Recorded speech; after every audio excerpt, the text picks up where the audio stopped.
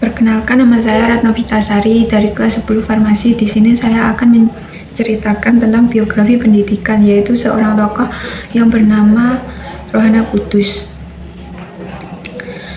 Rohana Kudus merupakan tokoh wanita dari Sumatera Barat yang menerbitkan surat kabar perempuan Soenting Malauji pada 1912. Ia pun memperjuangkan pendidikan bagi perempuan di Minangkabau dengan membangun sekolah keterampilan kerajinan Amai Setia dan Rohana School. Ia disebut sebagai tokoh yang berhasil menyuarakan perubahan bagi perempuan. Rohana Kudus lahir di Kota Gadang, Kabupaten Agam, Sumatera Barat pada 20 Desember 1884 dan meninggal pada 17 Agustus 1972 di Jakarta. Ayahnya bernama Rohana Rasjad Maharaja Swetan, sedangkan ibunya bernama Kiam. Nama Kudus sendiri diambil dari nama suaminya, Abdul Kudus. Rohana Kudus juga merupakan kakak tiri, saudara seayah, dari Sultan Syahrir. Ayahnya menikah dengan Ibu Syahrir setelah ibunya meninggal. Rohana juga merupakan sepupu Haji Agus Salim. Karena kakak Rohana dan Agus Salim saudara kandung, beliau juga memiliki keponakan seorang penyair terkenal, yaitu Chahril Anwar. Sejak kecil Rohana disapa dengan panggilan On oleh ayah dan adik-adiknya. Ia tidak bersekolah karena umumnya perempuan Minangkabau waktu itu tidak dikirim ke sekolah formal. Meski demikian, ia gemar belajar dengan membaca buku dan koran.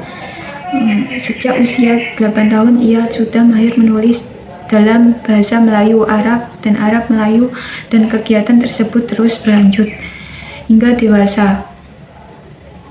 Dari seorang tetangganya yang merupakan seorang istri penjabat Belanda, Rohana diajarkan keterampilan perempuan seperti menjahit, menyulam, meranda, merajut. Tak hanya itu, Rohana pun dikenal dengan berbagai majalah berbahasa Belanda.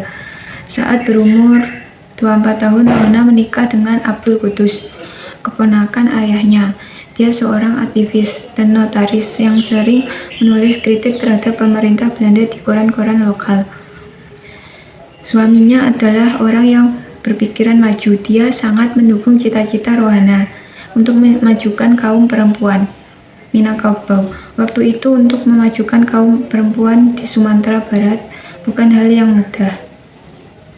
Pada tahun 1911, Rohana mendirikan sekolah kerajinan Amai Setia, sekolah keterampilan untuk perempuan agar bisa baca tulis, menjahit, menyulam. Di sana diajarkan pula pengetahuan umum dan pengetahuan agama.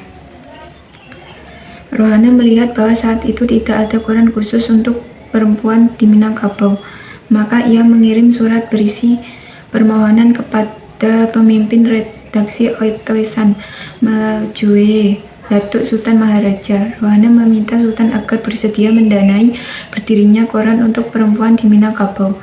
Sultan Maharaja yang berpikiran maju terkesan dengan surat Rohana, hingga ia menemui Rohana untuk membicarakan penerbitan pertama koran tersebut. Surat kabar tersebut dinamai Soenting Malajoe yang ditujukan bagi perempuan Melayu.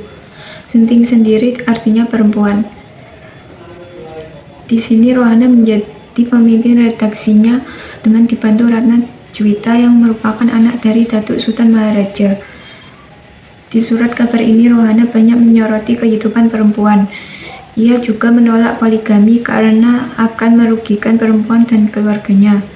Pada 1916 Rohana ditimpa banyak cobaan, mulai dari tuduhan korupsi hingga tuduhan berselingkuh dengan penjabat Belanda. Akibat penggelapan uang, ia nyaris dicopot dari jabatannya sebagai direktris di sekolah Amai dan beberapa kali harus mengikuti persidangan meski tuduhan ini tidak terbukti. Rohana menolak untuk menempati kembali jabatannya di sekolah Amai. Ia memilih pindah ke Bukit Tinggi dan mendirikan sekolah di sana yang dinamai Rohana School. Kali ini Rohana juga mengajar murid laki-laki. Hingga usia tua, Rohana sering berpindah tempat tinggal mengikuti anak tunggalnya, Jasmi Juni. Ia pernah merantau di Lubuk Pekam dan Medan dan memimpin surat kabar perempuan bergerak. Ketika kembali ke Padang, ia menjadi redaktur surat kabar radio yang diterbitkan oleh Tio OA Melayu di Padang. Beliau juga menjadi redaktur Surat Kabar Cahaya Sumatera.